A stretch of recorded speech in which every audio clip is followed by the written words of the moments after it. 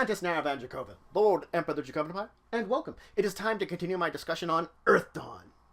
We last left off, we were talking about spirits and summoning them. Let's talk about the dangers of summoning spirits. Now the fact is, there is an intrinsic danger to summoning a spirit because you're tapping into the astral energy in order to summon them. Granted, the way that summoning spirits exists nowadays with the modern adept, it's relatively safe. Most of the time you're not going to face a large amount of dangers. The point in time where dangers can exist is when you're attempting to summon or banish a spirit and you fail. That's when you're beginning to expose yourself to the natural hazards of astral space. Effectively, you're opening yourself up to the very dangers that exist around you. Now, failure comes in two forms: normal failure and catastrophic failure. Normal failure is when your attempt to either summon or banish a spirit results in a poor result for your test. Normal failure. Catastrophic is when you have a pitiful result on your test. There are a number of basic uses of these failures that are defined in the book, though technically speaking your game master could also come up with one on their own. But this is assuming that, of course, normally, making your checks and stuff, no problem. It's just the result level, if you have it so low, results in a failure. Let's talk about normal failure, though. First thing you're going to have to worry about is astral backlash. This is going to be just like if you were using some raw magic and it does an astral backlash to you, dealing you damage. It functions just the same way when it comes to having a normal failure. Of course, this means it's going to have a damage step based upon the strength rating of the spirit and modified by the astral region you're in. Just like we talked about astral regions in the past, that is going to once again modify it. Different regions have different modifiers for this backlash you're going to feel. It is also important to note that natural mystic armor is what you're going to use to resist this. Not all your mystic armor, natural. Now, alternate, your summoner, your attempt to summon could be successful. And more than likely, you would summon a spirit of the strength rating that you were attempting to summon in the first place. Disadvantage. That spirit owes you no services and is in no position to obey you. You just summon something to you that is not within your control. It can do what it likes. It could even attack you if it really felt like it. And more often than not, it might attack you. Remember, spirits dislike being summoned. And you just brought it here with having it no obligation to do anything or listen to a word you say. That's a normal failure. Catastrophic failure. Well, the simplest terms for catastrophic failure is you get a curse. Now, the full definition of curses is, of course, in the Game Master's Guide. And it's going to be completely up to your Game Master the form in which this curse automatically affects you. There is no check. You just get cursed for a catastrophic failure. An example of a curse might be it's permanently more difficult for you to summon. Granted, again, curses are fully detailed in the Game Master's Guide, and the way that they work in removing curses, it all talks about them there. But in this case, you're screwed up with a curse.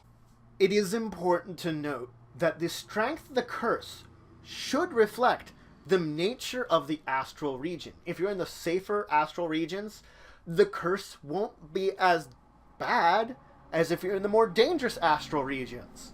So you can see, region will once again play a major role in how your Game Master should reflect the curse affecting you. There's another option, though. You could summon a horror. You could bring a horror to attack you and your allies, rather than a spirit, if you have catastrophic failure. Now, this horror can do many different things to you. It could just attack you outright. It could use some of its powers on you, such as horror marks. Of course, the true nature of the horror will once again be dependent on the astral region you're in. Safer regions yield much more minor, smaller, less dangerous horrors. More dangerous regions. Much more dangerous horrors, including possibly a named horror. Something that's taken an interest in your character, in your adept that's trying to summon it, and an interest in your friends. And guess what? You brought it right to them. So you can see, there's so much danger to a catastrophic failure. Let's talk about summoning a named spirit. So, just like summoning a normal spirit, I can summon a named spirit. The process is exactly the same, on a base intrinsic level. The only thing off the bat here we have to talk about is the fact that you need to get a good result on your summoning test in order to summon a named spirit. You need a higher result. And if we're looking at surfaces that spirit gives you, we start at good result and then move up from there for levels of result to see how many services you've earned from this spirit that you've summoning. You need to know its name. Or you have to have one of its pattern items. If you need to know its name, this has to reflect its true name. It could be an ancient, archaic name, not the name that normally people call it, but its actual name. This kind of intricate knowledge of what this name is of this creature, of this spirit, is the important part of a summoning ritual for summoning a named spirit. And again, as I said, a pattern item of it will suffice the same way. But let's move on from spirits and summoning. Let's talk about combat. We're going to start with the basics of introducing you to combat. So the fact is, over the course of your adept's careers, they're going to face many dangers, deadly creatures, beings, enemies.